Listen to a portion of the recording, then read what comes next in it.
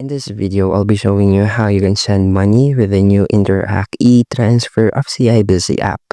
First is you have to click the send money button, and then you must enter the amount and also select the account that you want to get the money from. After selecting and doing it, you just need to click this arrow button and tap on the new contact. Once you click the new contact, you will see the screen where you have to input the contact name and the email address of the recipient. Now click the save button here, and you will be receiving the screen where you just need to review the details, the amount, and the address of the person.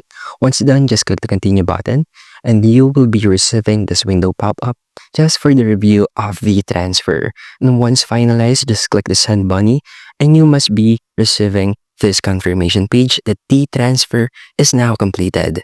And that's it. Just click the finish button and you're done. That's how you can send or transfer money with the use of Interac e-transfer of CIBC app. And thank you for listening.